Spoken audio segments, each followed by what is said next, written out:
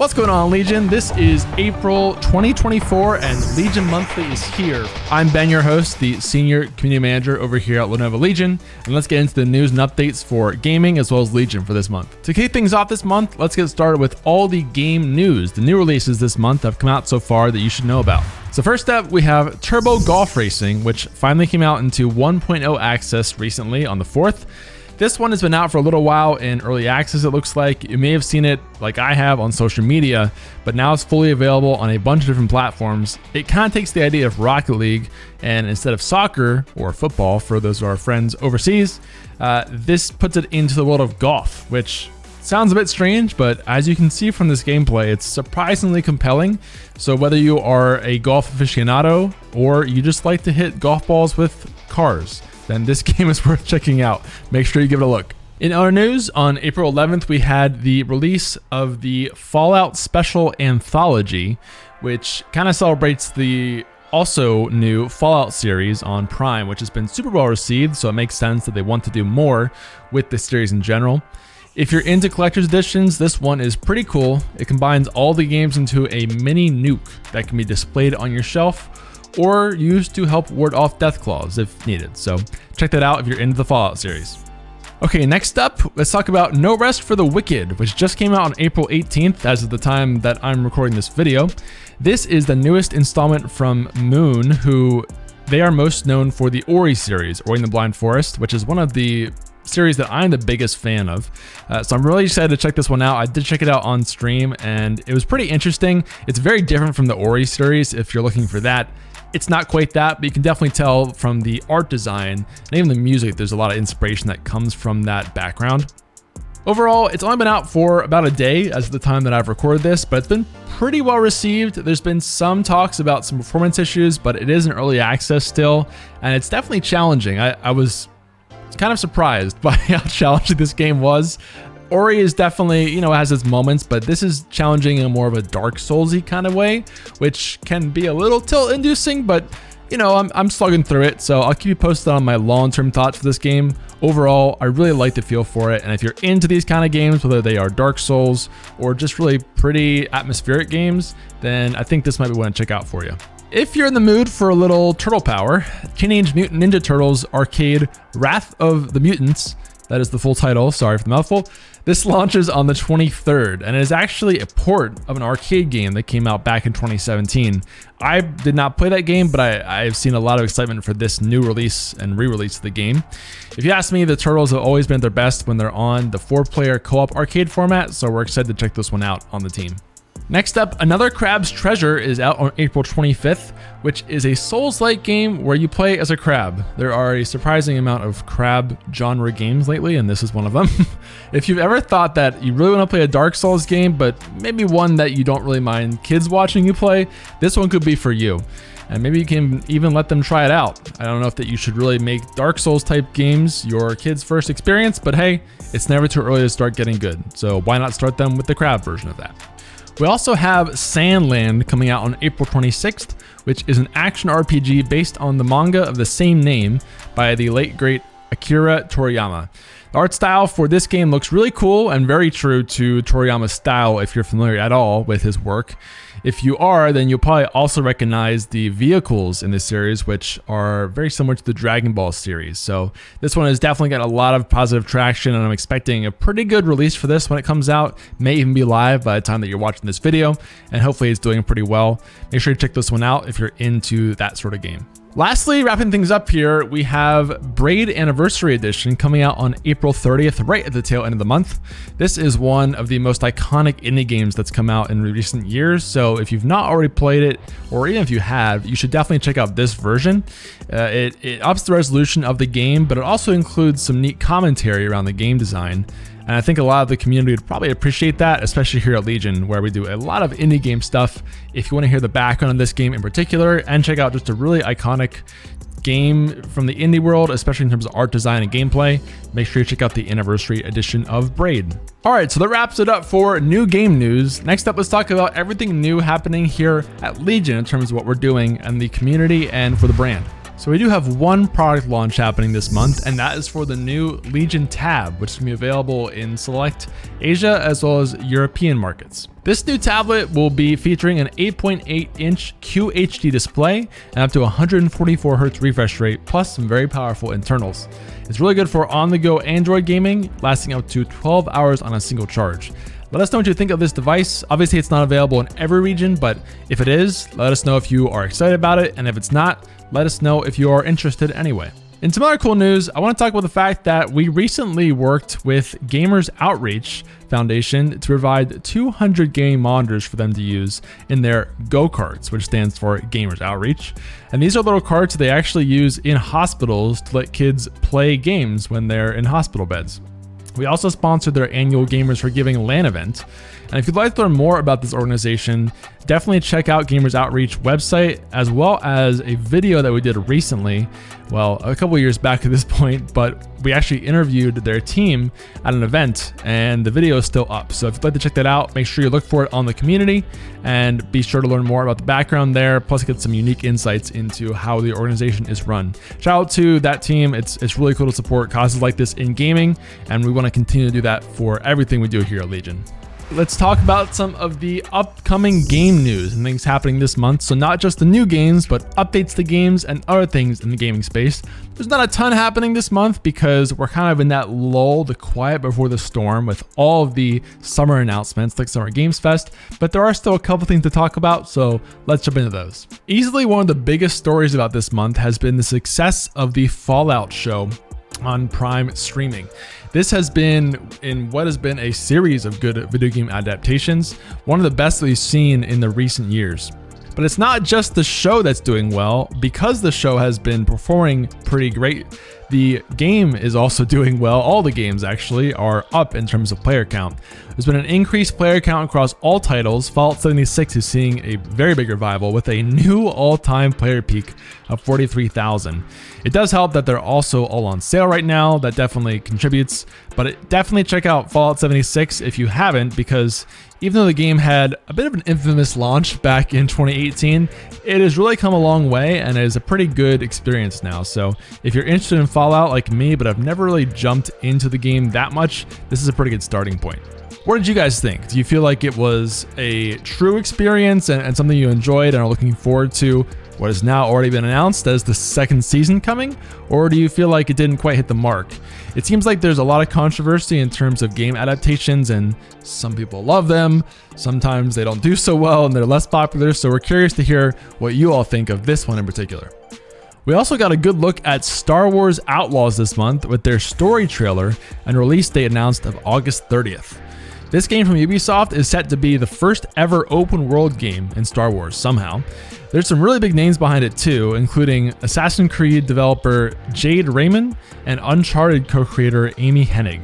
This game takes place between episodes 5 and 6, which is pretty interesting because that setting hasn't really been explored too much in games and other media, so we think there could be a unique spin on this. Star Wars games have been kind of all over the place in recent years, so we're personally very excited to see how this one shakes out and are optimistic about it cautiously. We should also talk about The Rogue Prince of Persia, which was recently announced.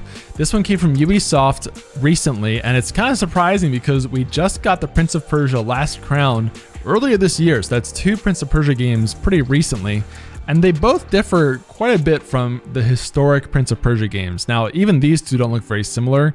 Rogue looks very bright and sort of a very different art style than what Lost Crown looks like, but it seems like they're trying to reimagine the genre a little bit and bring some new life into it, which we are all for. And I've definitely gotten into this series more recently than I have in the past.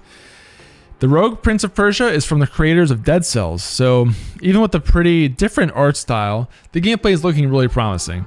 Check it out when it goes into early access in May. Next up here, let's talk about what we've been playing here on the Legion team, as well as hear from you guys in terms of what you've been playing in the community recently. So of course, Helldivers 2 is still a mainstay for me and a lot of other members here, which you'll hear about in just a second. But beyond that, there's some other stuff that's been really good recently. I did touch on No Rest for the Wicked, which I've only gotten a couple hours into, but it was pretty compelling, and I'm definitely going to slog my way through that game, even though I'm not historically the biggest fan of Dark Souls type games. Beyond that though, I've actually gotten back into Halo Infinite recently, which has some really good updates. The matchmaking and the latency have gotten really good, and it's just one of the best games for me to go back to consistently to kind of just chill out and play for fun. I especially love their SWAT game mode, or Tactical Slayer it's called now, plus the squad battle. Those are a lot of fun. But beyond that too, actually the finals has been fun. I know that game has kind of, I wouldn't say fallen off, but it's not quite as big as it was when it got announced. That said, it's still what I think is the best sniping experience in games right now, at least for me, in terms of a movement shooter. And I love the team play. There is a new 5v5 game mode, which is a lot of fun, adds some new complexity to the way you play through the game. And of course, still playing a little of League of Legends too. There's actually a new arena game mode that's coming back with a 16 lobby size, so it's quite big and there's a lot of chaos to it. Those are kind of what I've been getting into recently, and I'm curious to see if any of those kind of resonate with you guys too. Let's also hear from our team here on the community team, from Dan as well as Matt, in terms of what they're playing and what they had to say straight from them. Hi Legion, Dan here, UK and ANZ Community Manager. So I'm one of those people who's still playing Overwatch 2, but hear me out. I feel Blizzard's hero shooter is still going strong with new maps, modes and balance patches to keep it feeling fresh, and for my money, the moment-to-moment gameplay remains the best of any multiplayer shooter. Gunplay feels tight and responsive, play and counterplay options are super satisfying, and the art direction remains second to none. What's more, the devs continue to add variety with their new heroes, latest being Venture, an intriguing damage character whose gameplay loop features underground burrowing mechanics. Now granted, the recent cancellation of a much anticipated PvE mode was a disappointing development. Ultimately though, for me it's all about the PvP, and Overwatch 2 is still a game I'm having huge amounts of fun with, even with the occasional 10-game loss streak. But for me it's all about chasing those wins. Hey everyone, this is Matt, the content strategist. In addition to some Final Fantasy VII Rebirth, I've been playing Fallout New Vegas. I really enjoyed that Amazon show and binged all of it over like 2 days, which left me craving even more Fallout. Naturally, I turned to what is my personal favorite in the series, New Vegas. Not to spoil anything, there are several very cool Easter eggs specific to New Vegas in that show. I'm playing the way I typically play RPGs, which is as a high charisma and science character who talks or hacks his way out of every problem. I've always found the non-violent routes in those games to be the most interesting. It feels the most innovative to me. This shouldn't be a real surprise for a 14-year-old game, but it plays great on the Legion Go, by the way. Games are always better when you can take them on the go with you. Thanks, Matt and Dan. In addition to that, we also had a couple submissions from other areas of Lenovo. First up, we had Chris McCurdy, who is the senior manager for our global ecom consumer 4P. He said he's been playing a lot of Helldivers lately. There's a few from the LGC Discord and some friends around Durham that he defends democracy with most nights. It's important that we eliminate tyranny from all corners of the universe, and I wholeheartedly agree with that, Chris. He says he likes to think that he's just doing his small part to make the universe a better place and Super Earth a place where we can all call home. Thanks for your service, Chris. He's not the only one though, like I said. We also have Chase Pancamo, who is the North America Gaming Brand Marketing Manager. Here's what Chase had to say. I'm a historical gamer loving most all genres from FPS, MOBA, fighter, sandbox, and platformers. Really, I just love video games. I've been playing quite a bit of Minecraft with my 2 boys here recently, but when night falls and the children are asleep, I've been fighting for democracy. We thought we defeated the automatons only to be caught off guard, and now we are fighting like we never have before. When I'm not getting covered in bug guts, I'm raising my KD on Apex Legends and PUBG. Yes, I still play PUBG, love the mechanics. To throw in an extra here, I'm excited to check out Smite 2. Overall, love games and the community for democracy. Thanks to Chase and Chris for your service in Helldivers fighting the good fight against the automatons. We cannot let them win. And if you are a fan of Helldivers, make sure you join our community because there are always people playing that game in the Discord as well as on the site. And I'm sure you can find a squad to jump in with and to help liberate the world from the evil clutches of the automatons. We could use your help fighting back. And lastly, don't forget to tell us what you guys are playing too. We would love to hear from you. Either it's on YouTube in the comments or on the community site in Discord. Let us know what games you're playing. If there's anything you think we're missing, you should check out.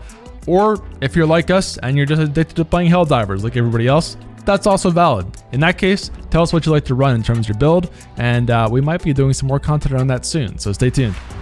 Okay, wrapping things up here, let's get into everybody's favorite part of the show, which is, of course, the giveaways. And this month, we have a fair amount of those. So first up, if you're in the US, Canada, or Europe, you have access to, surprise, surprise, more Legion Go's we're giving away. We have about 6 of these we're giving away, whether you're in those regions or not, through a couple of different methods. There is the monthly raffle. We're also working with influencers, as well as a couple other things happening. So up for about 6 of these that we're going to be offering. Make sure you get in all of those if you're in those regions.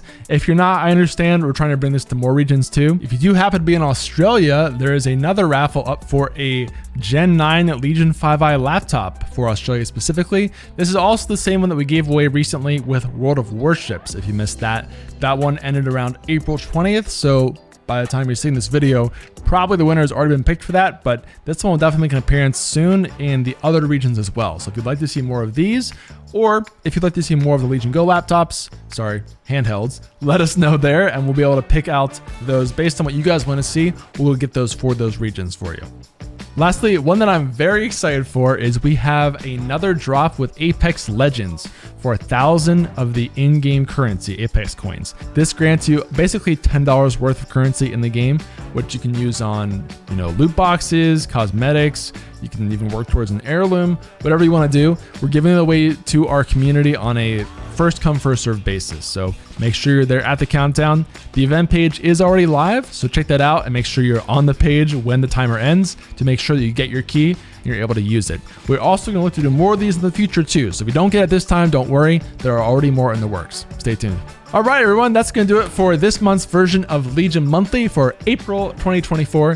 Thank you so much for watching all the way towards the end. We appreciate you. As always, this is an ongoing series, both for me as a host and for our whole team in terms of writing and production, everything. So please give us feedback on what you liked, what could be better, any ideas you have.